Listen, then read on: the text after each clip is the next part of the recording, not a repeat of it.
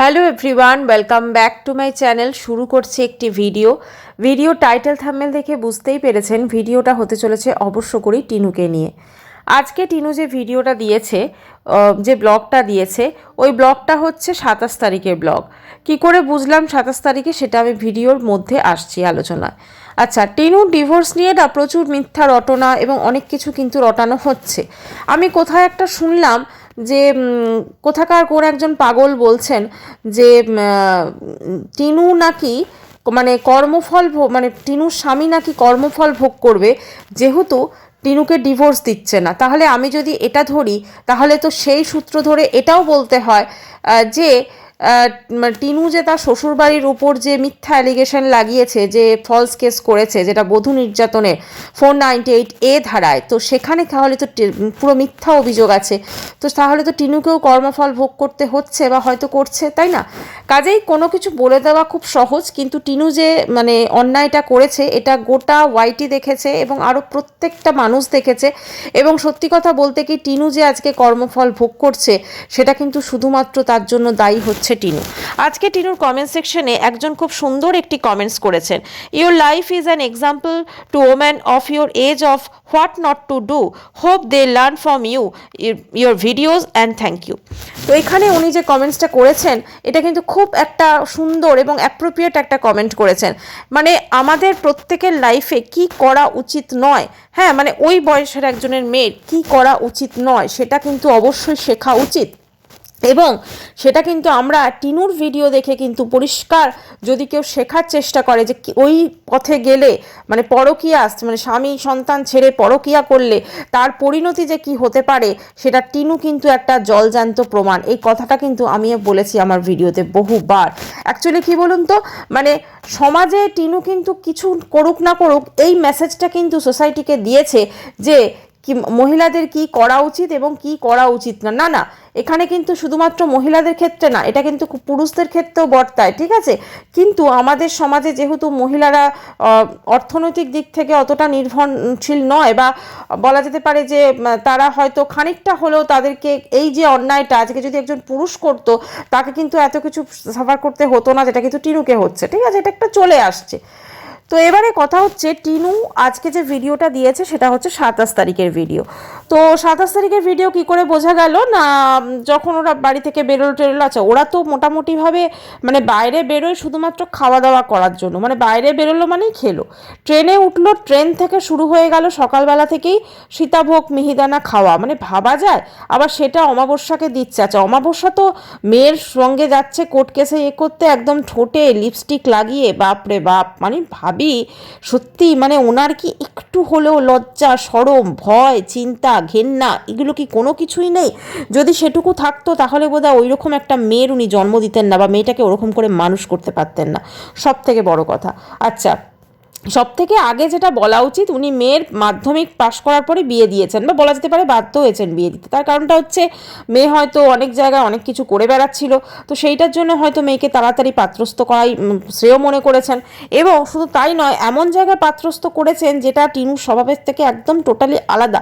মানে টিনু এবং বাচ্চার বাবার কিন্তু সত্যিকারের কিন্তু কোনো রকম মিল খায় না, ঠিক আছে? কিন্তু মানে মিল খায় না বলছে, টিনুর যেরকম নেচার তার সঙ্গে কিন্তু বাচ্চার বাবার নেচারটা অনেকটাই ডিফারেন্ট। তো সেক্ষেত্রে ওরকম একটা মেয়েকে ওরকম জায়গায় বিয়ে দেওয়া, এবং তারপরে আজকে যে পরিণতি হয়েছে, কোথাও না কোথাও তো অবশ্যই উনিও দায়ী। তো এবারে তারপরে তারা ওখান থেকে যাওয়ার পর আবার ট্রেনে তো অনেক কিছু খেয়েছে, পুরোটা কিন্তু আমাদের দেখায়নি, তার কারণ হচ্ছে পুরোটা যদি বলে তাহলে তো আবার দেখায়, অনেক মানুষ গালাগাল মারছে। তারপরে ট্রেন থেকে নামার পরই হচ্ছে ডিম টোস্ট, ঠিক আছে? তো ডিম টোস্ট যখন খাচ্ছে তখন বলছে যে দাদাকে ফোন করলাম, বললো ভূমিকম্প হয়েছে। তো মনে হয় 27 তারিখে বোধহয় ভূমিকম্পটা হয়েছিল, তো সেই জন্য বললাম এটা 27 তারিখের ব্লগ ছিল। তো 27 তারিখ ওর কোর্টে ডেট ছিল, তো সেখানে গেছিল। বোঝাই যাচ্ছে ওর যে অপোনেন্ট মানে বাচ্চার বাবা সেদিনকে আসেনি। আচ্ছা, মার্চ মাসে শুনছি নাকি একটা ডিভোর্সের কেস আছে। আচ্ছা, আমি আবার শুনলাম যে অনেকে বলছেন যাক বাবা, মেয়েটা তাহলে কালকে মুক্তি পেয়ে যাবে, ঠিক আছে? আমার কথা হচ্ছে, ডিভোর্স কেস কি একদিনেই সমস্ত কিছু মিটে যায় নাকি? আর একটা জিনিস শুনছি যে টিনু নাকি সই করে দিয়েছে ডিভোর্সের পেপারে, ঠিক আছে? ডিভোর্সের পেপারে সই তখনই হয় যখন সেটা মিউচুয়ালে হয়। যদি মিউচুয়াল কনসেন্টে যদি ডিভোর্স হয়, সেক্ষেত্রে কিন্তু কিন্তু দুজনের সইয়ের ব্যাপারটা আসে। আর না হলে যদি এটা কন্টেস্ট হয় তাহলে কিন্তু এখানে যে অ্যালিগেশন লাগিয়েছে অপর পার্টি যে আছে, যে অপারেটর, সে কিন্তু সেই অ্যালিগেশনগুলো যে মিথ্যা সেগুলো প্রমাণ করবে, এবং সেটা করতে গিয়ে কিন্তু বছরের পর বছর চলে যায়, এবং তারপরে লাস্টে যদি সেটেলমেন্ট হয় সেক্ষেত্রে তখন দুজনের সইয়ের ব্যাপার আসে। কিন্তু সেটা ক্ষেত্রে বহু দেরি, যেহেতু এখানে আমরা দেখতে পাচ্ছি যে ফন্দীপ মানে বাচ্চার বাবা বলছে যে আমি কিন্তু গয়নাগুলো না পেলে ডিভোর্স দেবো না, ঠিক আছে। তবে গয়নাগুলো না পেলে যখন ডিভোর্স দেবে না তাহলে নিশ্চয়ই এটা কন্টেস্ট হবে। এবং এখন কিন্তু সত্যি কথা আমি জানি না ওদের ডিভোর্স প্রসিডিওর কতটা এগিয়েছে, তার কারণ মনে হয় না সেরকমভাবে এখন আর্গুমেন্ট বা উইটনেস এগুলো শুরু হয়েছে। মানে প্রথমে তো ধরুন একটা নোটিশ পাঠানো হয়, তারপরে সেই এখান থেকে তো বোধহয় টিনু ডিভোর্স কেস ফাইল করেছে তার হাজব্যান্ডের বিরুদ্ধে। তো সেক্ষেত্রে তার বিরুদ্ধে যে অ্যালিগেশনগুলো লাগানো হয়েছে সেগুলোকে রিটার্ন দেবে, তারপরে সেখানে মিডিয়েশন প্রসেস হয়, তারপরে আফটার মিডিয়েশন সেগুলোতে বিভিন্ন এভিডেন্স পেশ করতে হয়, তারপরে হয় আর্গুমেন্ট, তারপরে উইটনেস, তারপরে হয় ফাইনাল আর্গুমেন্ট। তো সেক্ষেত্রে এগুলো কিন্তু মানে একদিন দুদিনের ব্যাপার নয়, এগুলো কিন্তু বছরের পর বছর। এবং আমাদের দেশের মহামান্য বিচারপতিরাও এটাও দেখেন যে একটা বাচ্চা আছে, আমরা ওয়াইটিতে যতই বলি যে এই বাচ্চার মানে মা বাবাকে চলবে না বা মা বাবাকে ছাড়াই চলে যাবে, শুধু বাবাকে পেলেই চলে যাবে, কিন্তু আমাদের দেশের যে জুডিশিয়াল সিস্টেম এবং যে আইন ব্যবস্থা সেখানে কিন্তু এটা প্রত্যেকেই দেখেন যাতে বাচ্চাটা অন্তত এই বয়সে, যেহেতু মাইনর চাইল্ড, মা বাবা দুজনকেই পায়, ঠিক আছে। কারণ আমরা ওয়াইটিতে জানি যে টিনু কী কী করেছে, কী কী গুল খিলিয়েছে, কিন্তু সেটা কিন্তু মহামান্য বিচারালয় কিন্তু জানেন না। তো সেখানে কিন্তু সেগুলো প্রুফ করতে হবে, এবং সেগুলো প্রুফ করার জন্য কিন্তু এগুলো অনেক বছর চলবে, এটা কিন্তু একদিন দুদিনের ব্যাপার নয়, ঠিক আছে। একদিন দুদিন কোর্টে গেলাম এবং যেদিন গেলাম সেদিনই ডিভোর্স পেয়ে গেল, এরকম কিন্তু ব্যাপার নয়, এটা কিন্তু বহু বছর টাইম লাগে, ঠিক আছে। এবং টিনু বলছে না এরকম করে আর কতদিন কে জানে, একদম ও যে পাপটা করেছে না, মানে ওর কর্মফল ওকে অনেক দিন, এখনো অনেক বছর ইনফ্যাক্ট ভোগ করতে হবে। মানে লাস্টে এমন হবে যে ও আর পারবে না, ঠিক আছে। যেহেতু টিনু যদি এই কেসটা করে থাকে তখন বাধ্য হয়ে হয়তো কেস উইথড্র করে নেবে। কারণ কি, তুমি কেস মানে কেউ যদি কেস করে শুধুমাত্র যে অপোনেন্ট যে সাফার করবে তা নয়, যার বিরুদ্ধে করবে সে সাফার করবে তা না, যে কেস করে সেও কিন্তু সাফার করে, ঠিক আছে, যে পিটিশনার সেও কিন্তু সাফার করে। তো এক্ষেত্রে কিন্তু মানে দুপক্ষই ধরুন একটা অ্যাডভোকেটের ফিস যায়, তারপরে হাজার ঘন্টা কাগজপত্র প্রতিবার নিয়ে যাওয়া, প্রতিবার সেগুলোকে দেওয়া, ঠিক আছে। তো এক্ষেত্রে প্রচুর অনেক প্রসিডিওর থাকে যে সেগুলো করতে হয়। তো সেক্ষেত্রে কিন্তু এটা একদিন দুদিনের ব্যাপার না, এটা কিন্তু বছরের পর বছর চলবে। চাই মাঝে মাঝে আমরা যেটা শুনছি যে একদিন গেল ডিভোর্স হয়ে যাবে, বা এই অমুক পরের মাসে ডেট আছে ডিভোর্স পেয়ে যাবে, এরকম কিন্তু একদমই নয়। যদি ওরা মিউচুয়াল করে, যদি ওরা মিউচুয়ালে আসে, তো সেক্ষেত্রে হয়তো একটা সেটেলমেন্ট হবে এবং ডিভোর্স হয়ে যাবে। কিন্তু যদি ওরা মিউচুয়াল না করে তাহলে কিন্তু ডিভোর্স কোনোভাবেই সম্ভব না। মানে একজন যদি বলে আমি ডিভোর্স দেবো না, হ্যাঁ, আর একজন বলছে আমি ডিভোর্স মানে চাই, তাহলে কিন্তু কোনোভাবেই সম্ভব না। দুজনকেই এগ্রি হতে হবে যে আমরা দুজনেই ডিভোর্স চাই, এবং তার সাথে সাথে এটাও করতে হবে যদি কন্টেস্ট হয় সেক্ষেত্রে যে অ্যালিগেশনগুলো লাগানো হয়েছে সেগুলো কিন্তু প্রমাণ করতে হবে। যদি প্রমাণ করতে না পারে তাহলে ডিভোর্স কেস কিন্তু ডিসমিস হয়ে যাবে। এরকম প্রচুর প্রসিডিওর আছে। কাজেই ওয়াইটিতে বসে এরকমভাবে একটা করে শর্টস করে বা ইয়ে করে যে মুক্তি পাবে, এই পাবে, ওই পাবে, আর যদি আমি এটাও ধরে নিই মেয়েটা মুক্তি পাবে, ও তো মুক্তির বিহঙ্গ, মুক্ত বিহঙ্গ, সেইভাবেই তো ঘুরে বেড়াচ্ছে, তাই না? ওর না আছে কোনো রেসপন্সিবিলিটি, না আছে কোনো নিজের মানে কি বলবো, নিজের প্রতি কোনো দায়িত্ব কর্তব্য কোনো কিছুই নেই। ওর খালি কি আছে না, বাপের বাড়িতে আমি একগাদা করে শপিং করব, কারণ করতে হবে সে বাধ্য, কারণ ওখানে থাকতে গেলে তাকে কিন্তু শপিং করে তাদেরকে মন জুগিয়ে তাদের ভালো মন্দ গিলিয়ে তবেই কিন্তু থাকতে পারবে, ঠিক আছে। একটা চকলেটও কিন্তু ওর মা ছেড়ে দেয় না। হ্যাঁ, আচ্ছা, এখানে দেখছিলাম যে অমাবস্যা ট্রেনে যেতে যেতে কে একজন কোথায় শাড়ি পরেছে, ঠিক আছে। মানে ভাবছি আমি উনি একটা মানে কোর্টে যাচ্ছেন মেয়ের কাজে, সেখানে উনি যেতে যেতে জানলা দিয়ে দেখছেন কে কি শাড়ি পরেছে, এবং সেই শাড়িটা নাকি মিশোতে দেখা গেছে। হ্যাঁ, উনি নাকি দেখেছেন, মানে উনি মেয়েকে বলছেন সেই মোমেন্টে। মানে আমি ভাবছি এই মহিলা সত্যি আজকে টিনু যে এরকম একটি প্রোডাক্ট তৈরি হয়েছে না, এখানে এই মহিলার অবদান কিন্তু অনেকখানি। মানে এই মহিলা কিন্তু যে সে মহিলা না, এই মহিলা হচ্ছে ডেঞ্জারাস মহিলা, এবং ওনার চোখ মুখের এক্সপ্রেশন ওনার কিন্তু সেটাই বলে দেয়, ঠিক আছে। আচ্ছা, তারপরে বলল যে আচ্ছা ওখানে যখন পৌঁছলো রানাঘাট, বললো 1টা বাজে। মানে কোর্টে, আমি জানি না একটার মানে সেকেন্ড হাফে কি কেসের কোনো কিছু কাজ ছিল না কি, যাই হোক। তো সেখান থেকে গেল মামা বাড়ি। আচ্ছা, মামা বাড়িতে যাওয়ার পথে চা খেলো। ওদের তো মানে চা ছাড়া চলবে না, ওদের চা হচ্ছে একটা এনার্জি ড্রিঙ্ক, বুঝলেন তো, চা ছাড়া চলবে না। ঘন্টায় ঘন্টায় চা, মিনিটে মিনিটে চা, সেকেন্ডে সেকেন্ডে চা ওদের।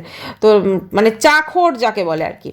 তো যাই হোক, সে চা খেতে খেতে গেল। তারপরে ওখানে বললো যে এই একটু সন্ধেবেলা একটু ঘুরতে বেরোচ্ছি, ওদের ওইখানে ঘুরতে বেরোচ্ছি।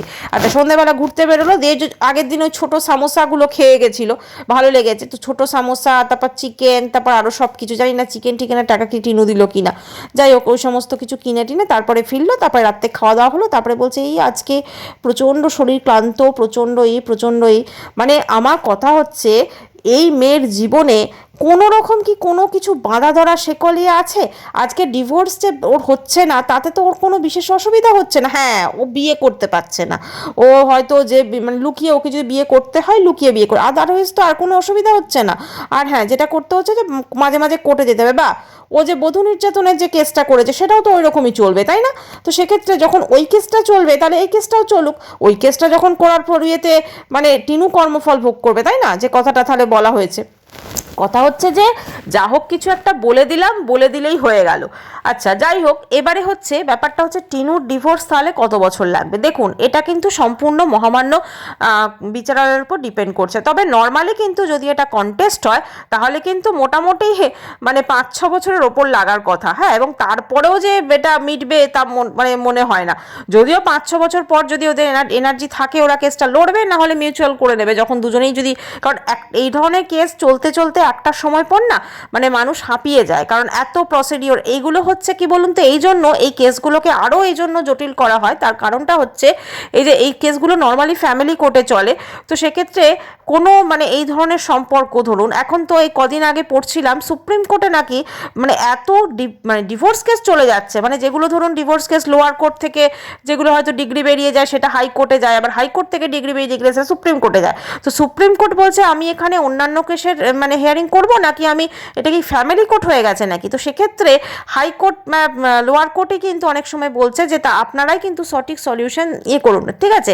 তার কারণটা হচ্ছে এই কেসগুলো এমন সময় অনেক কিছু দেখা যায়। আজকে ধরুন আমি যদি ম্যাট্রিমনি ডিসপুটের ক্ষেত্রে টিনুর ক্ষেত্রে দেখি, টিনু নিজে একজন পরকীয়া করেছে, পরকীয়া করে বেরিয়ে গেছে, অতএব দোষারোপ করতে হবে, কিছু একটা তো অ্যালিগেশন লাগাতে হবে, লাগিয়ে দিয়েছে স্বামীর প্রতি এবং শ্বশুর বাড়ির প্রতি, ঠিক আছে? তো এখানে কিন্তু টিনু কিন্তু প্রুফ করাটা খুব ডিফিকাল্ট হবে যে সত্যি ও শ্বশুরবাড়ি এবং শাশুড়ি ওপর টর্চার করেছিল।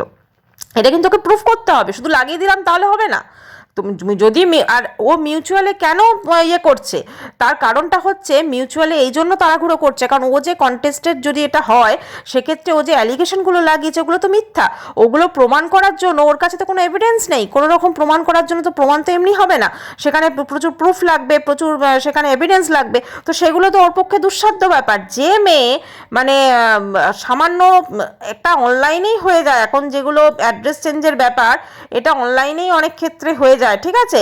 তো সেইটা পর্যন্ত করাতে পারছে না। অ্যাড্রেস চেঞ্জের ব্যাপারের সঙ্গে কিন্তু কখনো কোনো সম্পর্ক নেই যে মানে ডিভোর্স পেতে হবে না পেতে হবে, এটা তো আপনারা ছেড়ে দিন।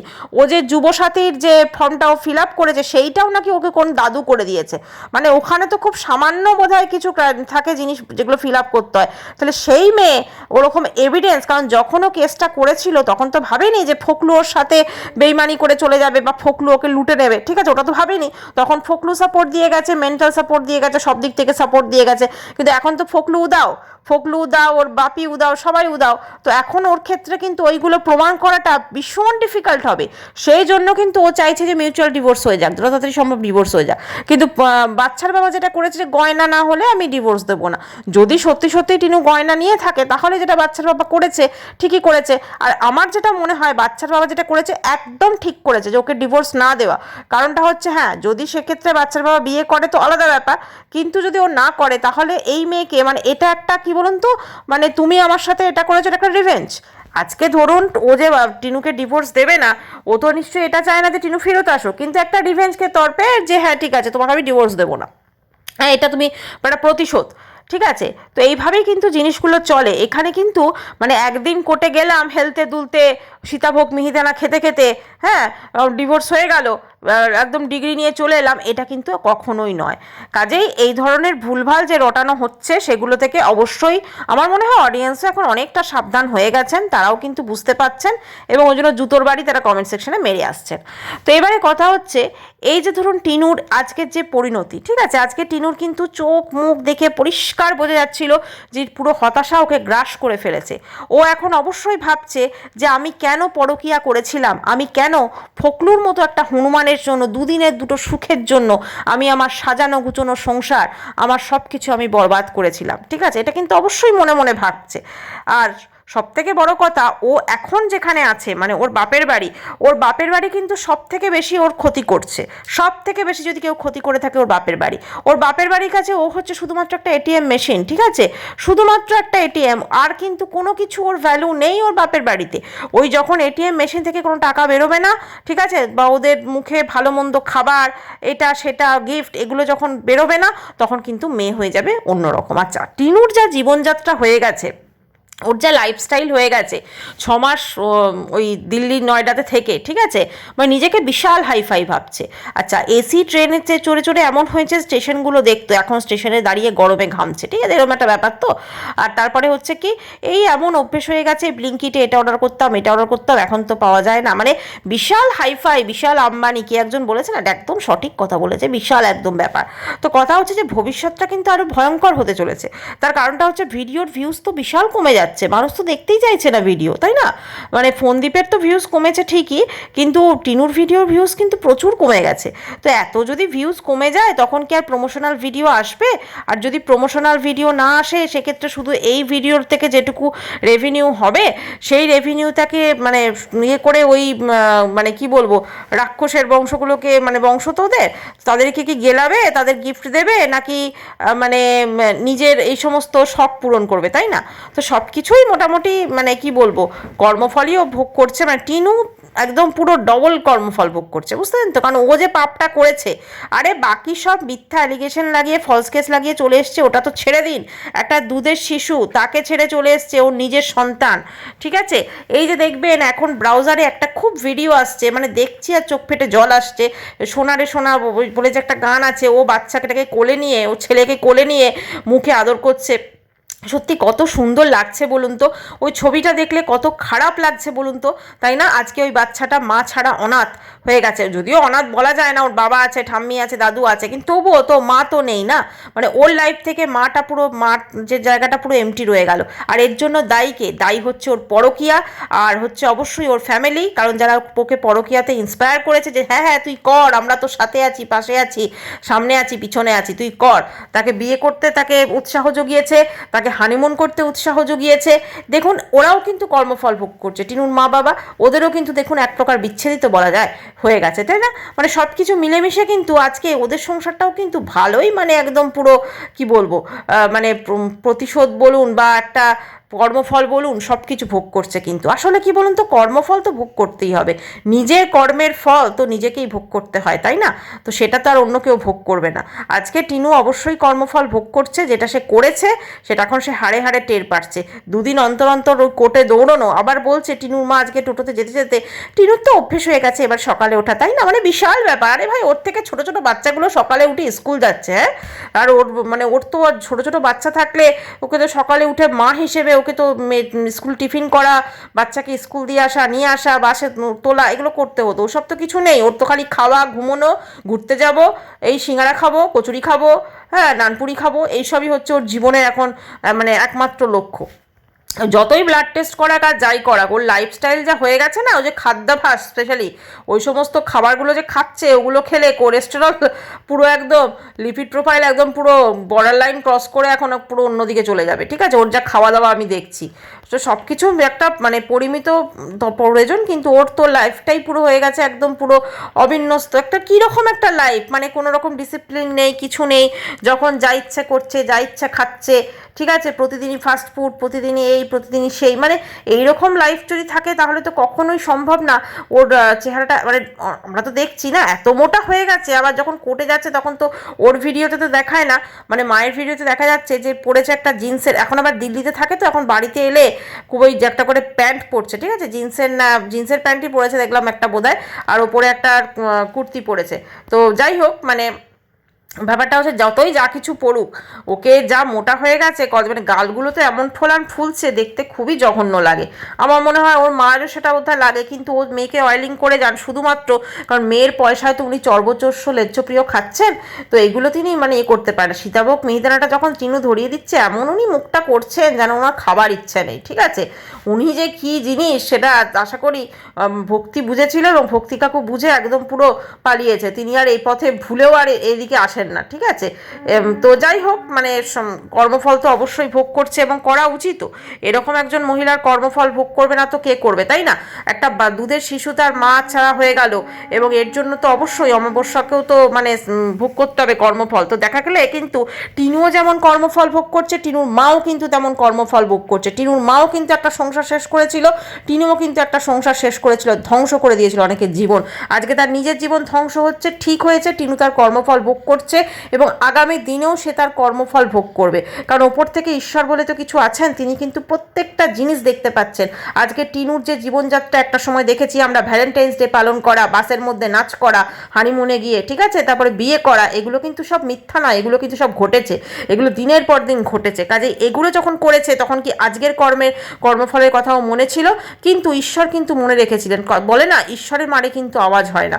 তো এক্ষেত্রে টিনু যেটা আজকে ভোগ করছে সেটা টিনুর কর্মফল। যদি বাচ্চার বাবা কিছু ভুল করে থাকে সেও কর্মফল ভোগ করবে, কাজে কর্মফল তো প্রত্যেককে ভোগ করতে হবে, তাই না? যারা অকারণে অন্যকে দোষারোপ করছে তাদেরকেও ভোগ করতে হবে। তো যাই হোক বন্ধুরা, সময় তো অবশ্যই অনেক কিছু টিনুকে বুঝিয়ে দিয়েছে এবং আরও বোঝাবে, ডিভোর্স এত ইজি নয়। যাই হোক, ভিডিওটি এখানেই শেষ করছি। চ্যানেলটি ভালো লাগলে অবশ্য করে সাবস্ক্রাইব করার অনুরোধ রইল। বাই, সবাই খুব ভালো থাকবে।